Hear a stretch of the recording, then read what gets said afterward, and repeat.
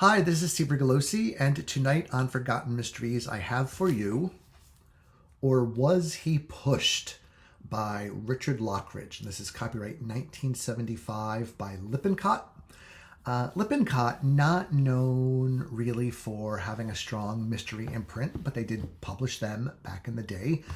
I could tell I'm moving a little bit closer to my own time by the price on this book. The price on the inside flap is $7.50. And a lot of the books that I read are usually, $2.50, $3, $3.25, from back in the 40s and 50s. But here we're moving more toward the modern era with Richard Lockridge.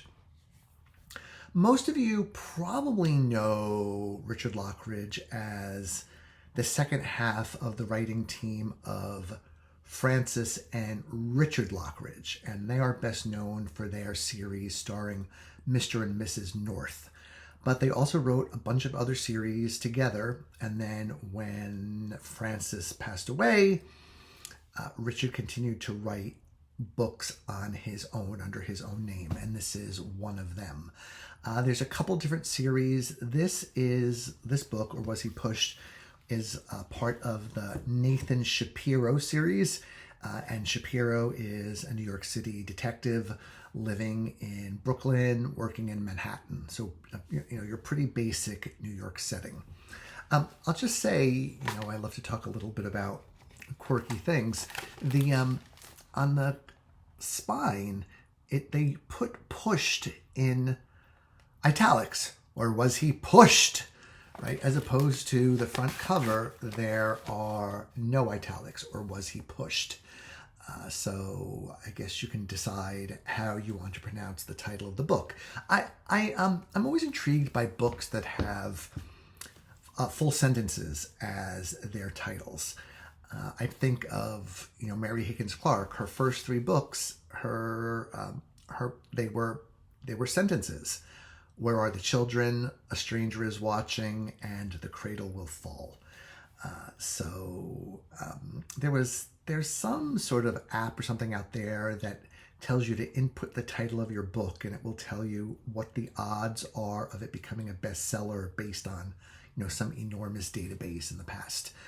I tried that a couple times, and it didn't look like books that had a full sentence as a title were, on the road to bestsellerdom. But of course, Mary Higgins Clark proved them wrong. My own first book was titled Who Gets the Apartment? A full sentence. But little plug for me before I move on with the Lockridges.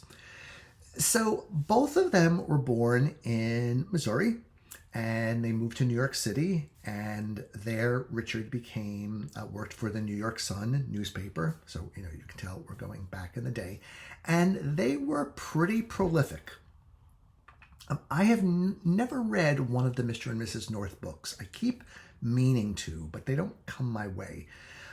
So I think that those books were a little bit better received. The other books, the other series, I don't think were quite as well received at the time by, the official critics. I think that Lockridge maybe had a bit of a problem with being too prolific. And, as everybody knows, writers that are too prolific tend to be looked down upon by the establishment, with the idea being, well, how good can you be if you can just keep churning out these books? And in the mystery field, probably the number one person there would be John Creasy, who published something over 600 books over a dozen pseudonyms, and really just churned them out. And I don't think got a lot of respect for that. But, Creasy wrote some really good books, particularly his Inspector West series. Although, they're not all great. I've now read a few Lockridges, and I agree that they feel pretty mediocre. They don't feel like anything really special. And I'll get into that as we talk a little bit more about the book. Just a little bit more of Lockridge's history is that after Francis died, he went on to remarry a New York freelance writer named Hildegard Dolson. who was well known for writing sort of light comedic pieces. And she too turned to mysteries later on. And I've got her first one here. I'll show you. It's called To Spite Her Face. And this too was published by Lippincott. And these books feature her series character, Lucy Ramsdale, who's a bit of a Connecticut maven. You know, she's got a couple of bucks and she's a little bit of a busybody and a little bit of a tell everybody what to do kind of person. And then even though I have read Hildegard Dolson and really enjoy her comedic writing, thought she was really talented, as a mystery novelist, I really don't think she had it. I just don't. The mysteries just don't. They don't fire on all cylinders. She didn't get her cast quite right, and the plots are not particularly good. She did publish 4 of them, and you will see, or Was He Pushed, was devoted to Hildy, which is what he called his wife, Hildegard Dolson. So that's just a little bit of their personal history.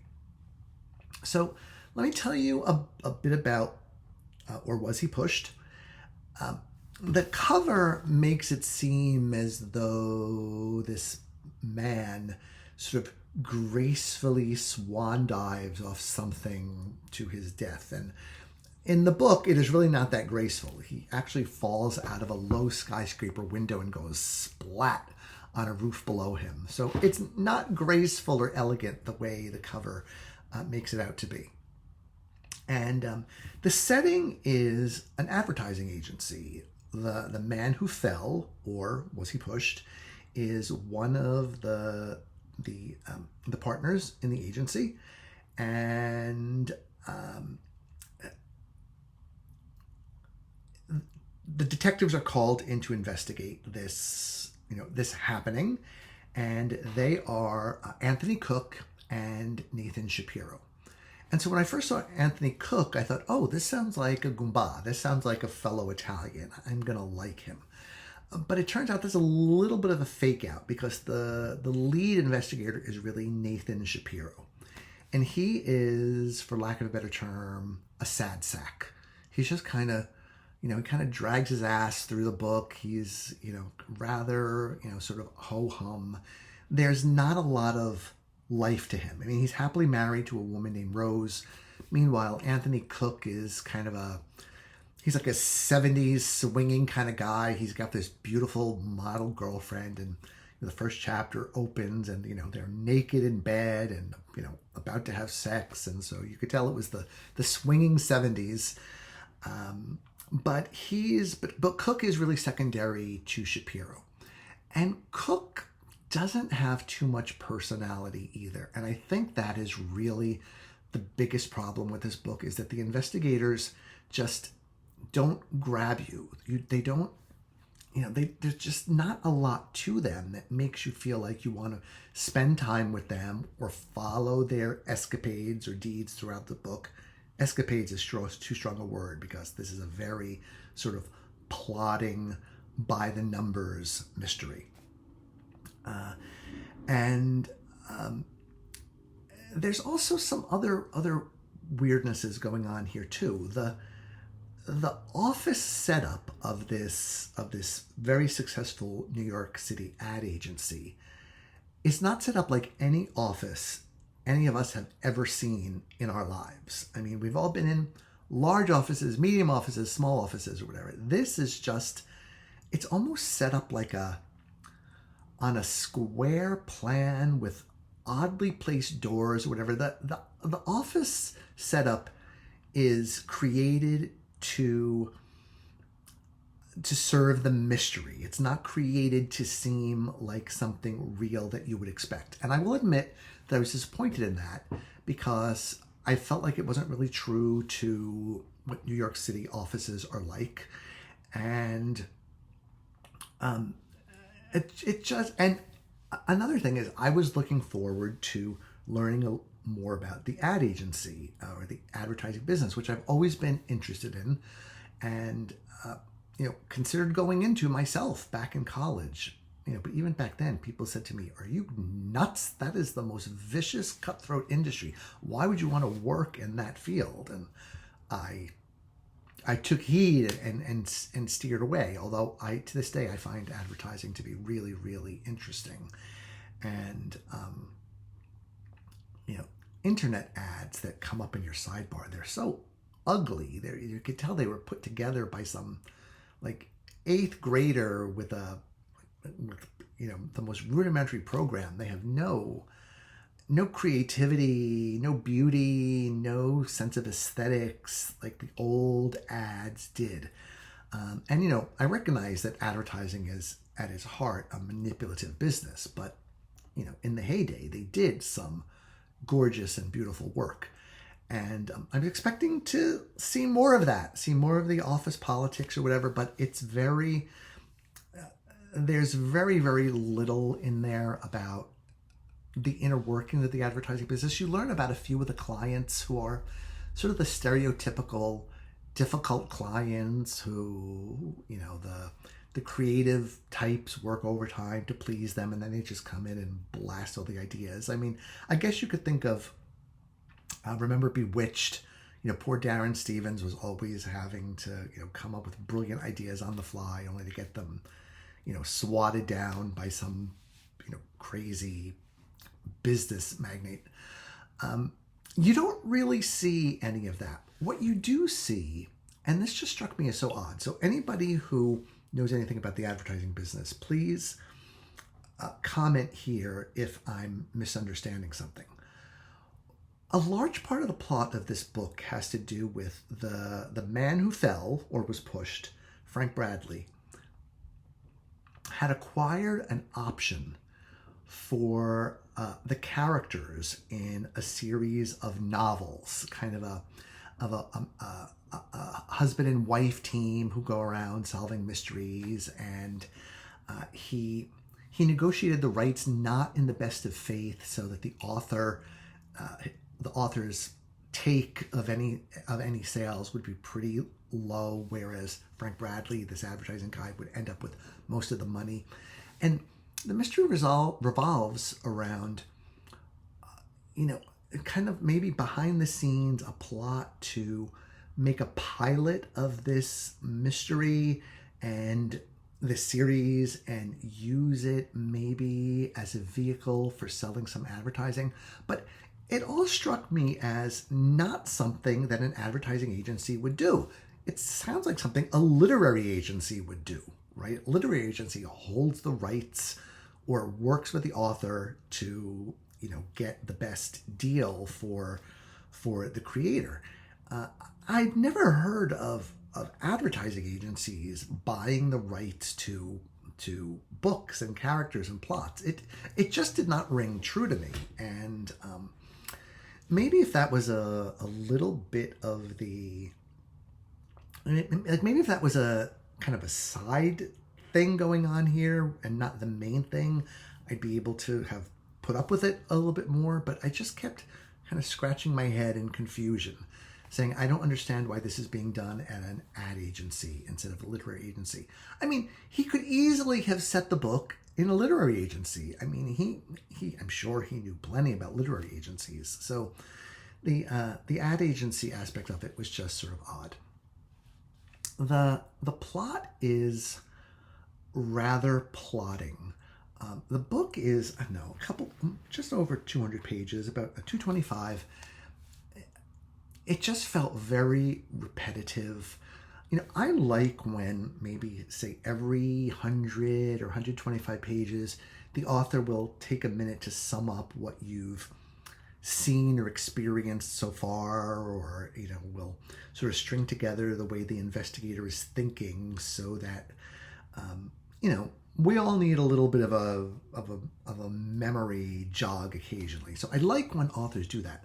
But Lockridge does that so often, it feels really repetitive. And you're like, okay, you've just reminded me for the 10th time in 75 pages what's happened heretofore. And I don't need this. It feels like padding. It feels like the author didn't have enough going on with the plot and just needed to fill out pages. And none of the, what would I call them? None of the mini mysteries, none of the clues, none of them feel particularly surprising. You don't think, oh, well, that was a good turn, or oh, that was something I didn't see coming. It all just feels like so quotidian, so much an average, by the numbers New York City police case that doesn't deserve its own novel, because it should have been an open and shut case, because the I don't want to give a spoiler here, but when you find out what happens, you realize it was sort of obvious from the beginning, and you knew that, and as a reader you were hoping that it would get a little bit more exciting than that, but it never really does. I mean, that excuse me, that said, Richard Lockridge could write. I mean, the paragraphs, the sentences are well constructed. There are some nice observations. He's got a couple quirks that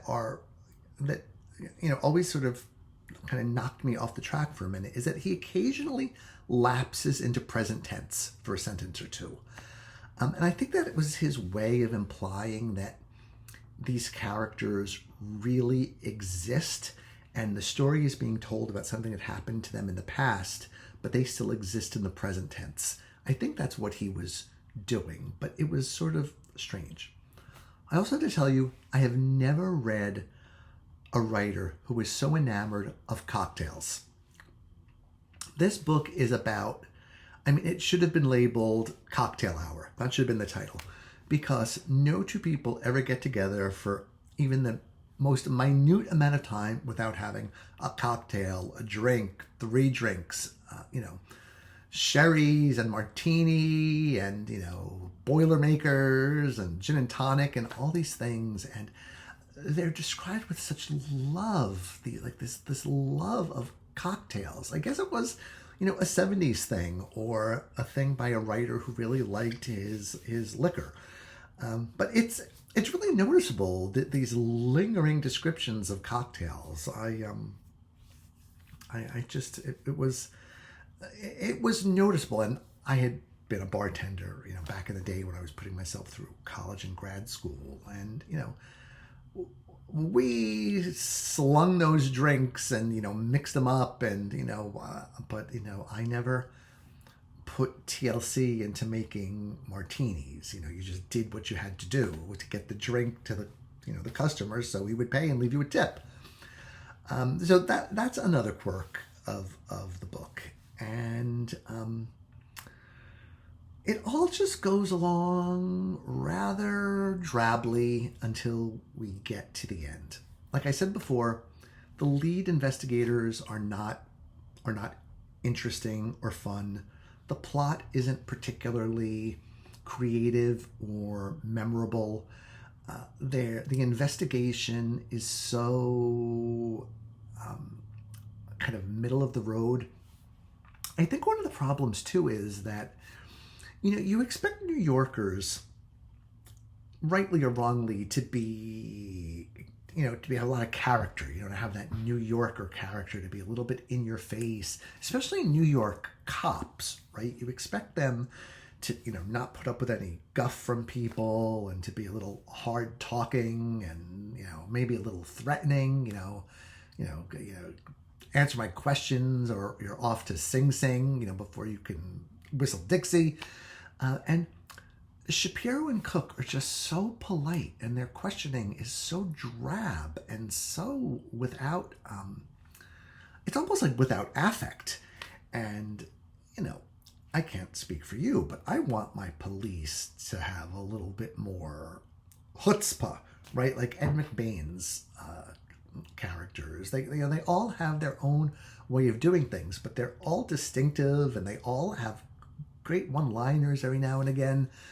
But these two are just not, like, if you were going to make a TV series out of this series with these two characters, I don't think it would get past the first 2 episodes because it's that kind of dull.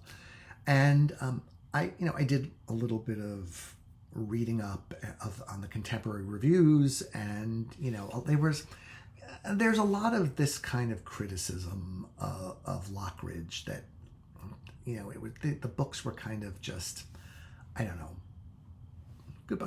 Oh, there's a moth. That that the books were just sort of churned out and sold, and maybe the Mr. North series was really good, and I am going to read one of those. I'm going to get my hand on one of those because this is the 3rd Lockridge book that I've read, and I haven't really cared for any of them. So I'm going to give them one more chance with Mr. and Mrs. North, and then I'm going to just sort of say the Lockridges are not for me. So that's what I've got for you tonight. Or Was He Pushed by Richard Lockridge, copyright 1975 by Lippincott. If anybody has read a Lockridge book, either singly or in, co-written with Francis that you've really liked, please do recommend it below because I could use some good recommendations. Just interesting note that if you wonder how Richard and Francis work together, from what I understand, it was that Frances was the story person. She would come up with the stories and the plots and the clues and the prestidigitation and the red herrings and so forth. And then Richard would actually do the writing. So it seemed like he was the writer and she was the story woman. Yes, and I guess that makes sense because, like I said, the book really, I can't criticize the writing. I can just criticize all the other things that I've talked about now. So, sorry, not one of my faves, not something I can really recommend to you all, but, Lockridge is very much a name in the genre, and I like to cover as many of these names as I can on this channel, and so I felt like I would bring it to you and you would either agree with me or think I'm all wet or whatever, but at least I've got now a Lockridge video on the Forgotten Mysteries channel. Okay, thanks a lot. Have a good night. Bye now.